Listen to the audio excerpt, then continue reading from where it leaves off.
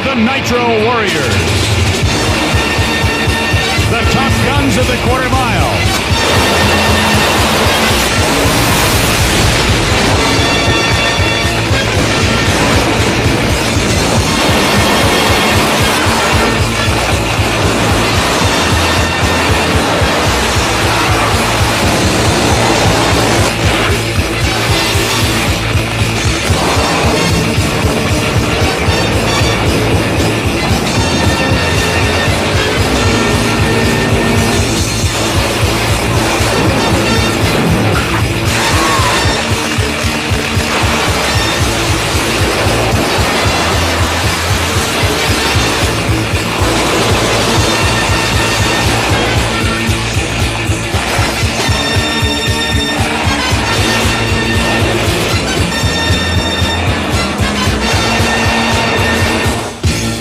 Yeah, Nitro is addictive, very addictive.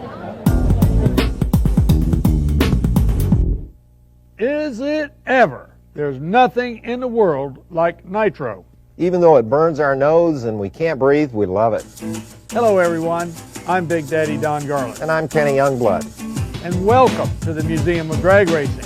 We're here to bring you the very best in drag racing entertainment. And this episode of Nitro Warriors is called Cackling Pipe. Well, this is a special show because this is for you, the hardcore fans that love the smell of nitro in the morning and the sight of a funny car thumping up to the starting line. We're going to go back to the 80s, to that golden era of drag racing with dry hops and all. Raymond Beadle, the Blue Max, Chi-Town Hustler, Chuck Etchels, the hardcore guys. We'll be back with Cackling Pipes after the break. Stay tuned.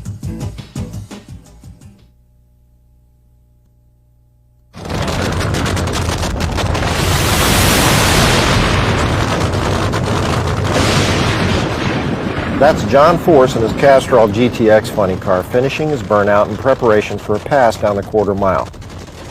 So what's it like to race a funny car? Here's racer Gary Liddon.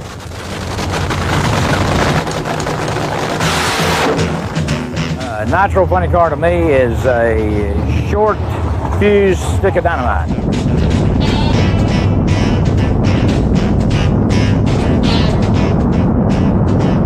Like riding a bobsled off of a real slick, iced over a hill, totally out of control. Your mind is behind you, your body's out in front of you. And they're underway. Imagine sitting in your living room chair in less than 1 second, having your living room chair move with you in it 60 feet across the room. Nitro burning funny car is loud. It's awesome.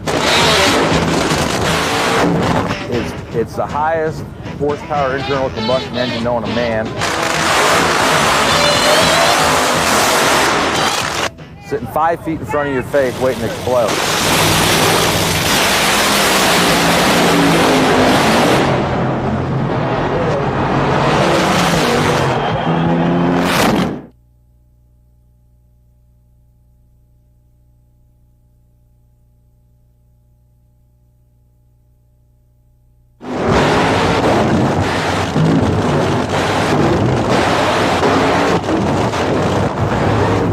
We're talking cars on straight nitro, doing dry hops. It doesn't get any better than this. Oh, I tell you, that was an exciting time. I love the way they used to. You know, today they just do a burnout, come back and go up the line and go. In the old days, they would do 2 or 3 dry hops before they ever, and they were actually playing that like in tune with each other. One would do a hop and the other one would do one. It was an exciting time.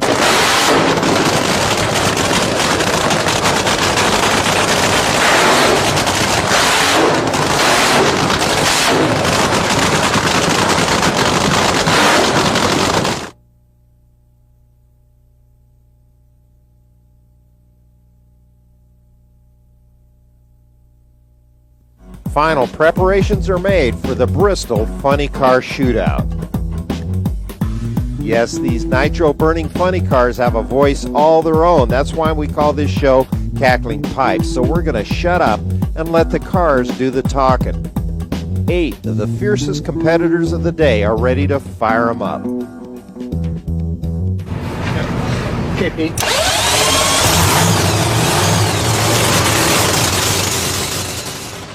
Now the first pair here is East Coast veteran Jerry Caminito, and he's going to be up against Bob Gilbertson. There's Jerry's wife Marion looking on.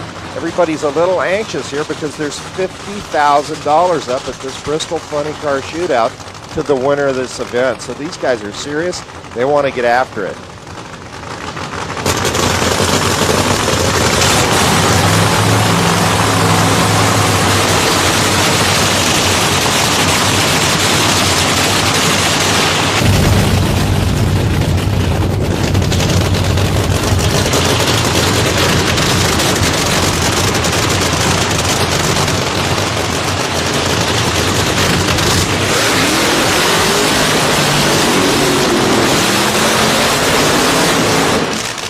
Jerry Caminito's Blue Thunder car over there in the left lane. Of course, Bob Gilbertson in the right lane.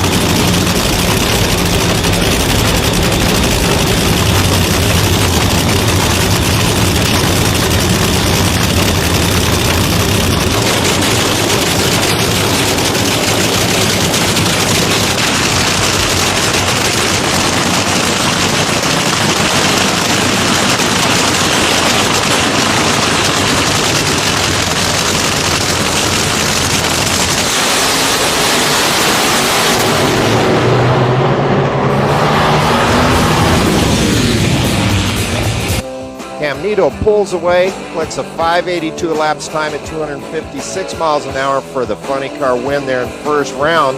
The next pair of cars coming up is Steve Litton, that's Gary Litton's son, in the Tennessee Shaker. Now, there's two Tennessee Shaker cars here. You're not seeing double. Gary, his dad, owns one and drives it, and Steve is in the second car. His opponent, Bobby Boom Boom Lagana, in the Twilight Zone car. Of course, Bobby runs up a lot out of the Englishtown area, Raceway Park, while the Tennessee Shaker, well, this is a local favorite because we're here at Bristol for this funny car shootout.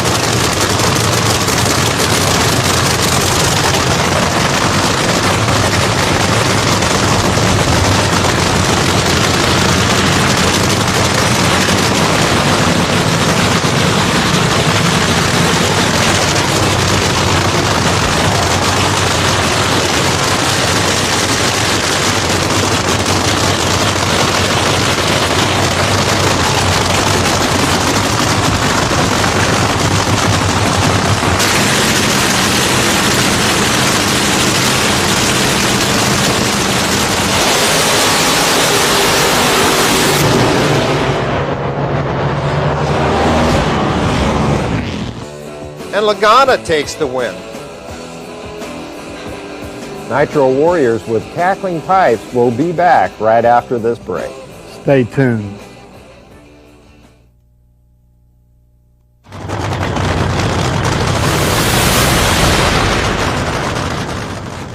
Funny car basically is a Nitro dragster.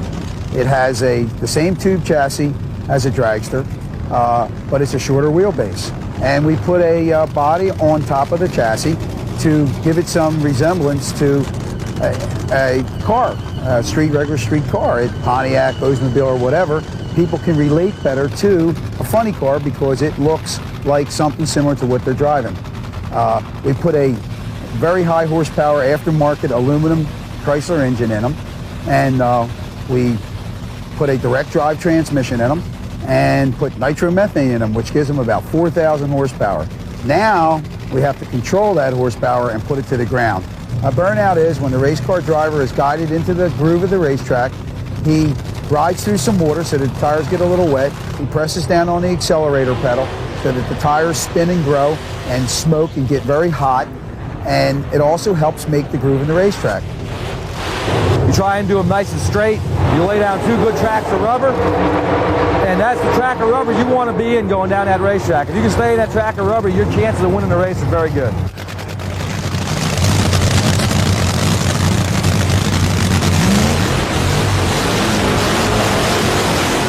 A funny car could be a very dangerous animal. The first round at Bristol, the car hydraulic the cylinder head, oil got under the tire, the car exploded, caught on fire. Richard drove the car to the end of the track, it crashed into the guardrail and totally destroyed itself. That was one pass, and we went from a complete funny car to no funny car. These cars are very costly, and that was very costly to us because we lost the entire race car.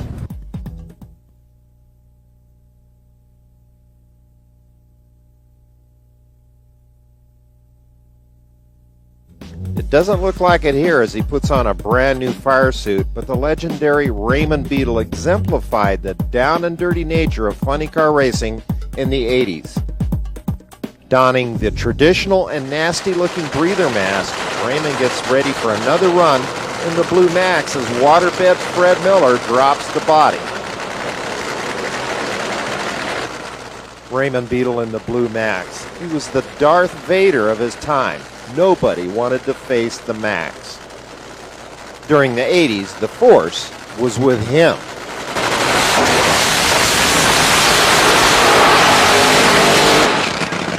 Of course, the infamous Blue Max funny cars. And big, I see you've got one of Raymond's cars here. He was quite the star back then, wasn't he?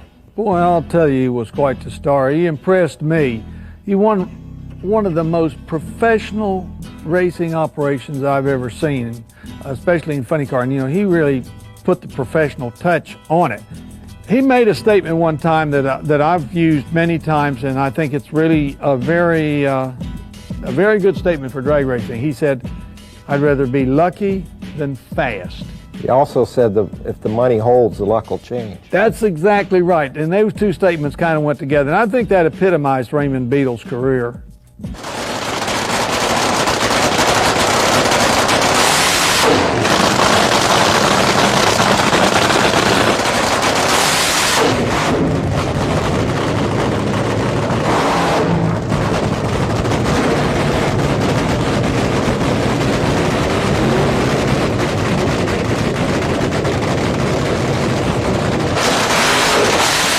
He wasn't laid back. That was a facade that he would put on to get the competitors lulled into complacency.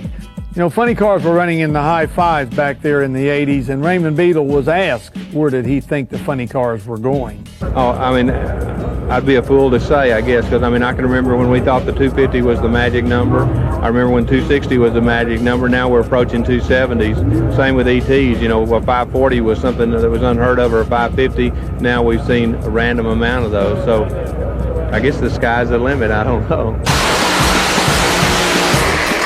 On the end of Funny Car Row here in the museum is one of the Chi-Town hustlers. I say one of them because Austin Coyle, John Farconis, and Pat Minnick ran these cars starting in the late 60s and had quite a few of the cars. Well, they were really famous, you know, for showmanship too. They were the first that made the big long burnouts, went halfway down the track, 3/4 of the way down these burnouts. And it was actually Austin Coyle wanting to get the tires good and hot because he'd found out that if the tires were hot, the cars really stuck. And you know, the funny car didn't have the weight on the rear wheels like the dragsters did, so you had to get all the traction you could get, and this was one of the tricks.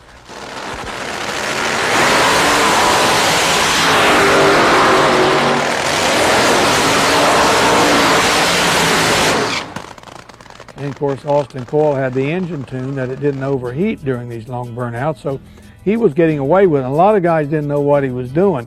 And you could tell, usually he didn't have a lot of flames coming out of the pipes during all of the maneuvering around in the burnout area, and the other guys had these flames and they were too lean, and that's why they couldn't get away with that and Coyle could. So that crafty old Austin Coyle, there was usually a method to his madness then. It certainly was. He was very smart, and they tell you what, you had to get up real early in the morning to put one over on Coyle. Right, and of course back in those days, with the Chi-Town Hustler car especially, they did a lot more match racing than they did national event racing.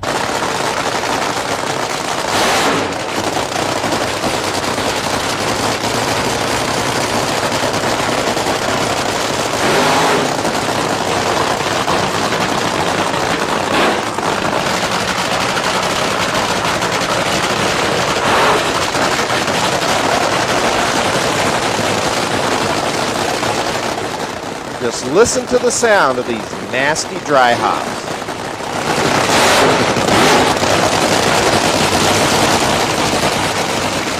The crew chief in the blue shirt is the notorious Austin Coyle, guiding Frank Hawley into the beams at the 81 Summer National.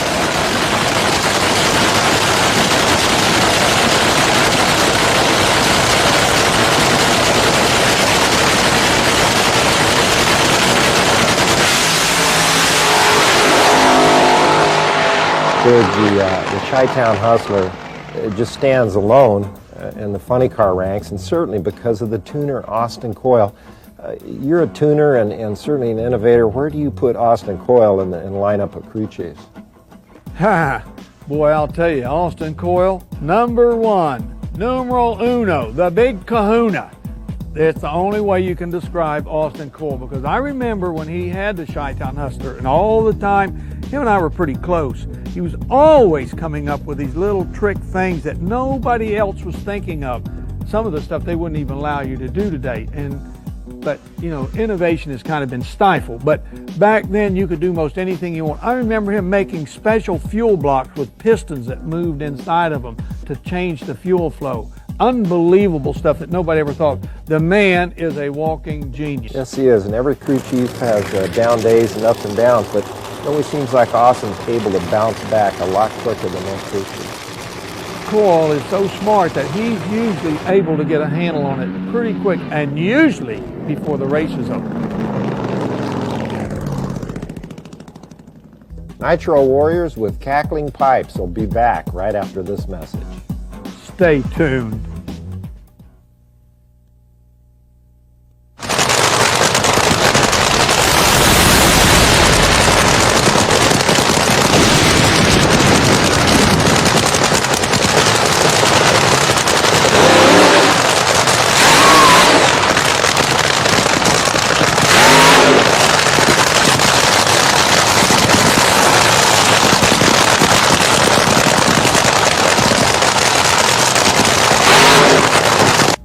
They were showmen.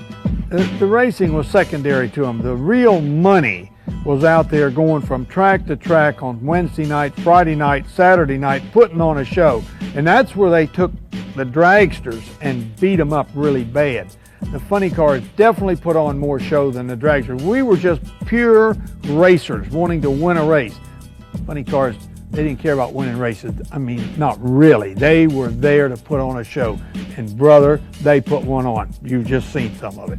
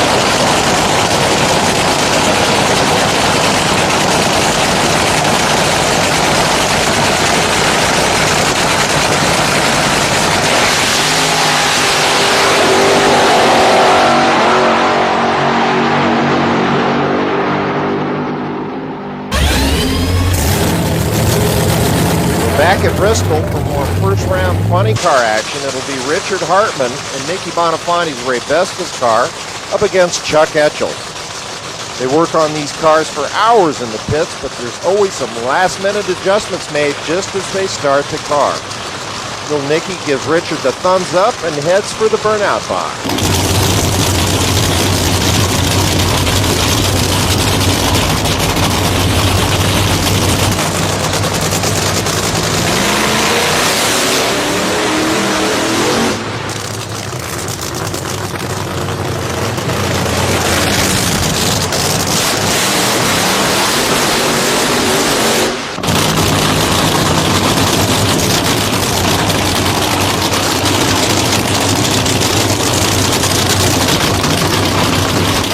Body comes up on the Ray Besta's car as they engage the second magneto, and yeah, nitromethane affects all the senses.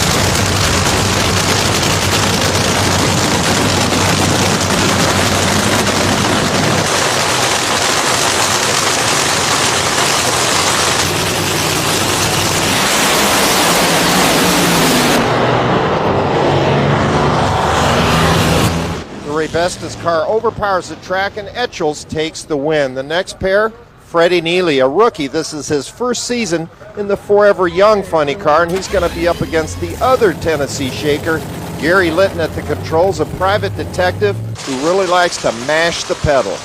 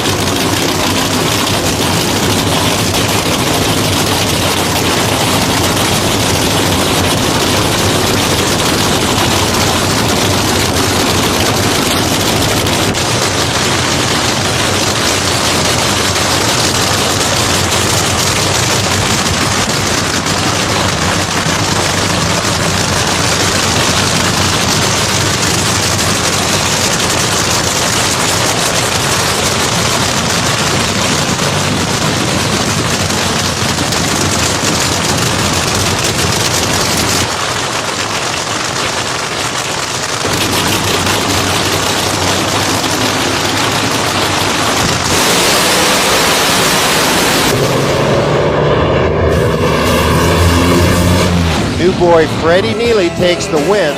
Back with more Cackling Pipes. Stay tuned.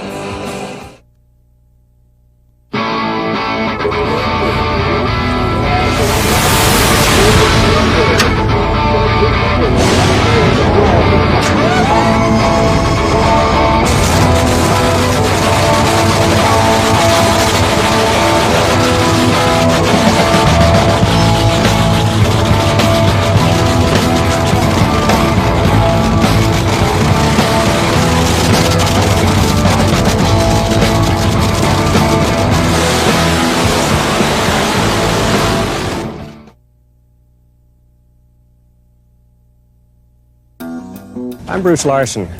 This is the chassis of my Century Tax and Gauges Oldsmobile funny car. A funny car has a 4,000 horsepower engine sitting right in the middle of it before the driver. The real secret to the 4,000 horsepower is the nitromethane in this tank. In this tank we have 15 gallons of nitromethane. Each run we burn about 9 gallons of nitromethane in a quarter mile. We're using 1.5 inches of line out of each fuel tank, going to each line feeds each fuel pump. The fire bottles at the front of the car, they extinguish a fire in case you have a fire on board going down track, which is triggered on the brake handle is a lever. You pull that, which we hope we never have a fire on board to activate the fire bottles, but you never know when you get in that situation. Moving back a little farther behind the fuel tank, we have a box here that's full of our power source for some of the electronic gear on the car. We use timers to control some of the clutch functions. It takes a lot of work away from the driver, and at this point the driver needs to pay attention to everything he can do going down the track in 5.2 seconds. Behind that we have a box full of more controls for the clutch. Then we get into the fuel system. The engine has 2 fuel pumps. It has a port fuel pump on the right side, a hat fuel pump, this is the injector hat, on the left side. Got a big belt here that drives the 1471 blower. The blower probably takes 1,000 horsepower away from the engine to turn it and gives us back twice that much. When these throttle valves open, they're being fed by each of these 2 fuel pumps, 28 gallons per minute. Then over here we have 2 magnetos. We use dual spark plugs, kind of taken away from what they do with aircraft. It fires the mixture a lot more thoroughly than one spark plug did in the old days. Behind the engine we have a titanium bell housing which contains a 4-disc centrifugal clutch. No clutch pedal is really required. When the engine RPMs come up, the car leaves. The tuning of the clutch is really essential to gearing the car to different track conditions. It's probably more important at this point with a funny car than engine tuning is. If you hadn't got the clutch system down, it don't make no difference how much horsepower you putting out. This is where it's at. The clutch has some compressed air controls, some electronic controls, and it's quite a masterpiece of technology. You got your steering wheel here, you drive the car wheel. You got your fuel shut off, did you shut your fuel off and on wheel. You got your high-low valve. When you stage your car up, you move your high-low valve. We got the brake handle is right here, and as we was talking about the fire bottles before, here's the lever that triggers the fire bottles in case you do have a fire. The driver controls all of the electronic functions by turning this switch on after a burnout. Here's the wheelie bars. When you leave, if you got a lot of clutch in the car and the track's really good, the car tends to hook up really good, the car will ride on the wheelie bars to keep the car from getting too high in the air. We have a 5-layer thick fire suit. We have silver-colored 5-layer thick boots. We have a breather mask built into the helmet, all kinds of Nomex fire protection. It makes it a pretty safe environment even if there is an accidental fire in the car. This is the body for my 4,000 horsepower Nitro funny car. In the back we have a spoiler which generates a lot of downforce to hold the back wheels from spinning at 270 miles an hour. There are no windows in the car. The back window is blanked off. We're not watching what we're doing when we're backing up. We have a crew to guide us to the back. We have plexiglass windows on the side of the car. The 6-inch holes are mandated by the NHRA for safety so that in the event of a fire they can direct their attention into the driver with fire extinguishers. We have a large safety hatch. This hatch opens up to let the driver escape if there's an emergency before the crew can get to the body. The body can be lifted right off of the car to get driver access. The crew are really the unsung heroes. They work 24 hours a day for me to get a 5-second ride.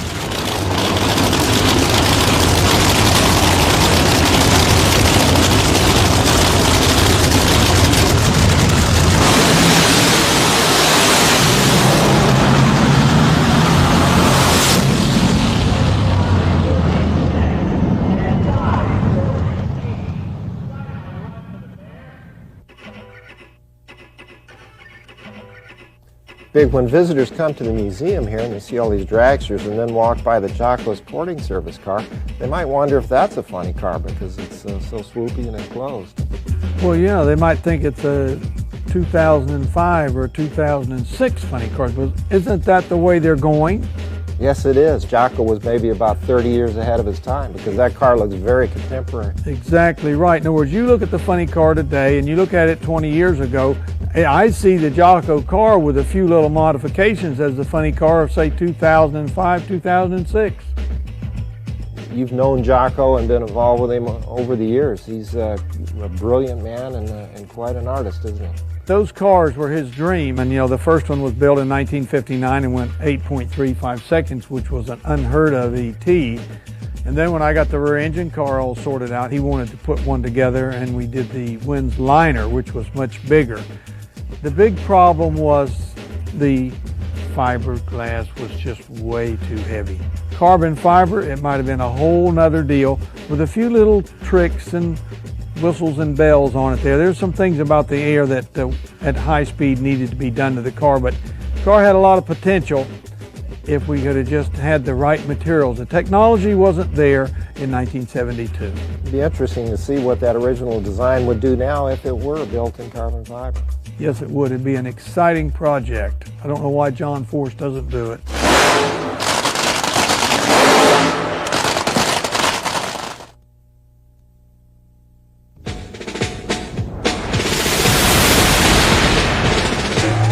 It's semifinal action at the Bristol Funny Car Shootout. The pairings will be Chuck Etchells against Jerry Caminito, Bobby Lagana versus Freddie Neely. The starter gives the signal and they fire up.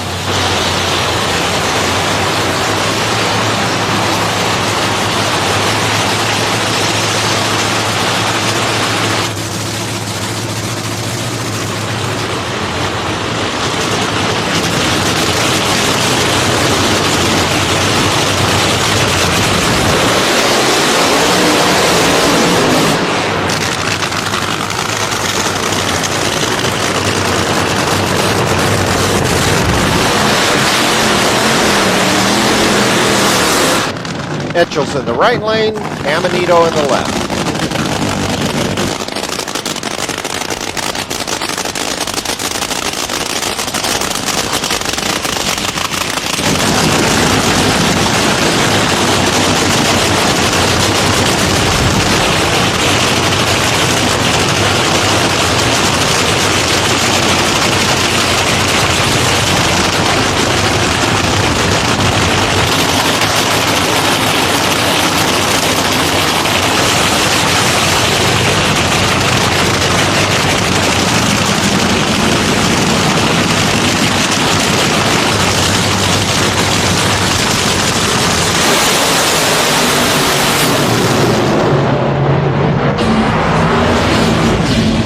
It's a real close race to half track, then Etchells simply outpowers the Blue Thunder for the win.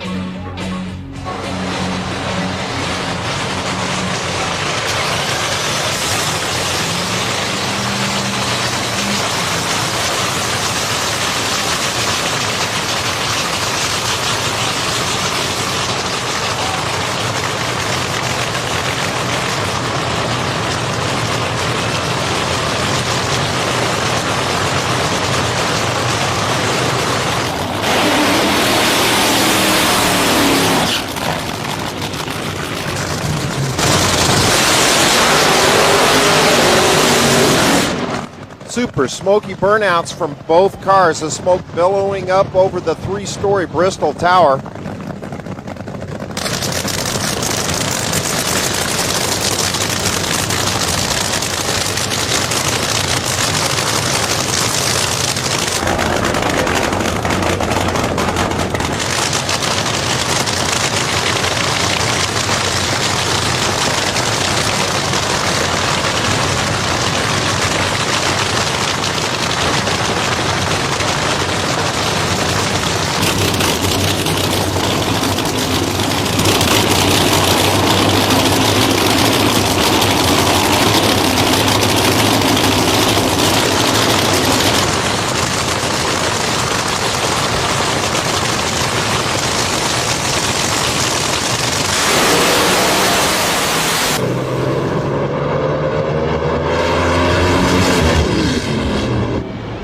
Another close race, but Freddie Neely, boy, is he hot. He puts that Forever Young car into the final round against Chuck Etchells. The crew, sure, they're happy. They can smell that 50 grand.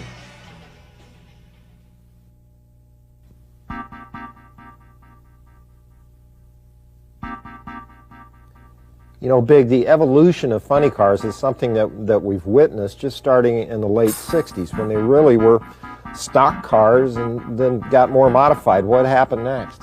Well, you know, they moved some wheels on those early steel-bodied cars and they looked funny, and that's where the actual name came from. Of course, they quickly went to plastic bodies and to what you see today, like the Omni that we're looking at. I tried to change that name a few times, but it just has always stuck. There will always be funny cars. There will always be funny cars, and there's no need to try to change that. And they got real radical, you know, some of them, the Batmobile, they called it, was so radical. And even today, I think they're pretty radical with, I call it the pickup bed body stuck up on top of the trunk. They're very radical. They're streamlined pieces. Somebody said they look like an ice cream bar in front of a hair dryer. But they, of course, when they went to the fiberglass bodies, then they could really change things in that mold. And Dale Armstrong and Kenny Bernstein took it to the limits because the rules weren't really very strict back then on the funny car days. But Dale took the rule book to the edge there, and that caused quite a ruckus, so much so that they told him to back off a little bit for a while. And this is Kenny Bernstein's Batmobile, which of course was built by his crew chief, Dale Armstrong, and they had pretty much unlimited ideas as it matched the budget. Back with more Cackling Pipes right after this. Stay tuned.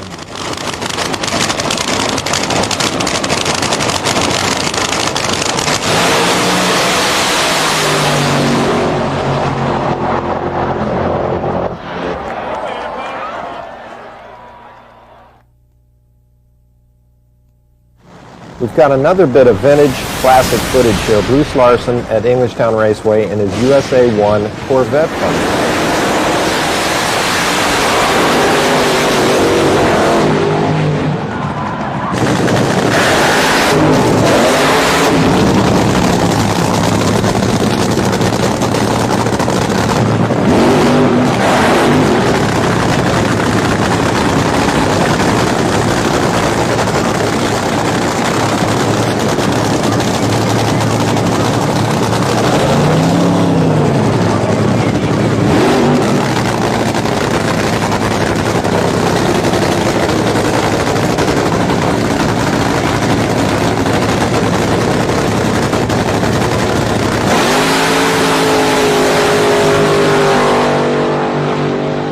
We'll get back to the final round action in a minute, but first let's take a look at a very famous funny car here on the floor of the museum.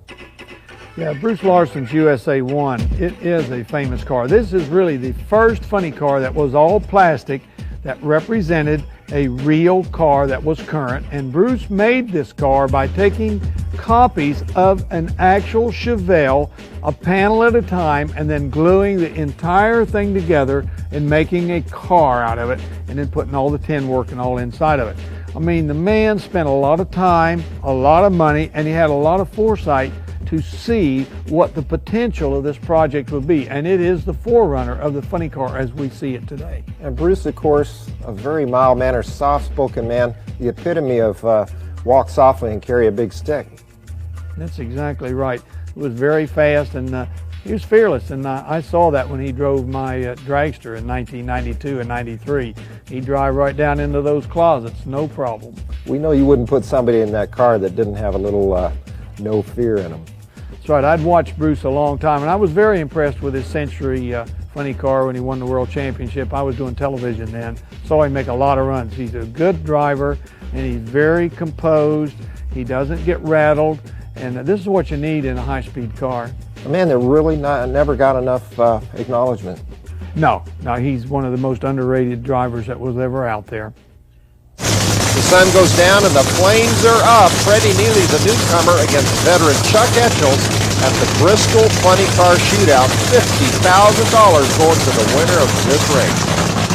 Ah, look at the fire in the pipe.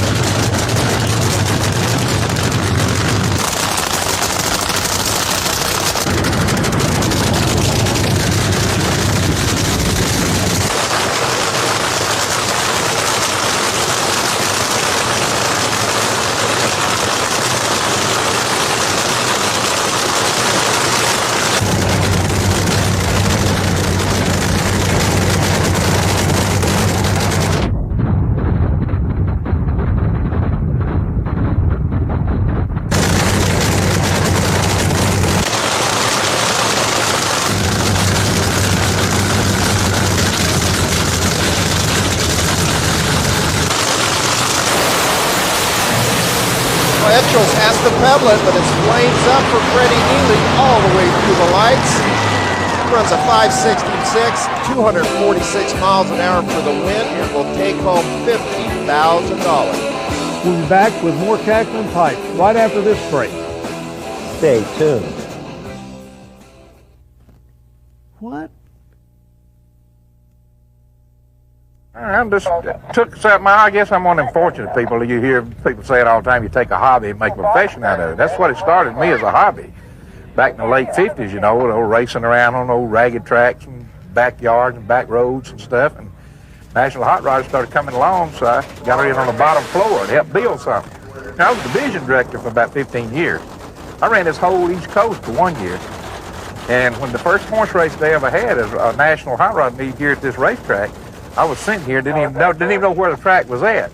What makes you different than any other starter out there? Because you do more than just press a button when you're out there. Oh, well, I know it looks easy to stand there, but I got good crews. When I go to a race, anywhere I go, I'm going to have pretty good people with me, you know. If I'm not, I'm going to weed them out. They do most of the hard work, but it's just people we train. It's just like you. You're doing your business, you know what to look for, know the shots you need to get. Well, I know from just experience, I just glance at the car and I take in the overall look, see if they're leaking, the safety equipment's there, the belts are fastened, just, you know, everything in general. It just comes as a habit, you know. I can just glance at them and I see things that, you know, just comes from experience, I guess. What about the camaraderie that you have with the drivers? Oh, well, that's something that I've built up over the years. They've learned to trust me, and I've learned to trust certain ones of them, you know. Each one of them's different. They all know two the same, you know, and we have a lot of us got a lot of superstitions, little things, and guys, if you don't nod at them or give them a thumbs up or do certain little things that just upsets them, you know, and if they lose, they blame it on that, you know, and different things. We just have a lot of stuff, and some of the old racers been with us from word go, we do the same thing, you know, over and over, and it just comes habit, you know, and everybody knows what to do. Are you the original starter? No, not really. Well, I'm the original one, I guess you'd say, with electronics deal. But there were two or three, I think, with the National Hot Rod Association at different races, at different parts of the country. Well, when did the electronics come in? What year was that, the electronics? 64.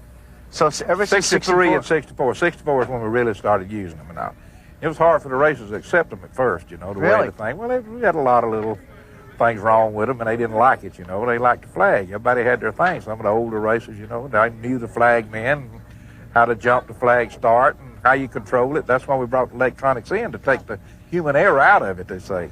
Did you shake a flag also in the early days? Yes, when I was younger. I don't think I could do it now. I got to get my fatty off the ground.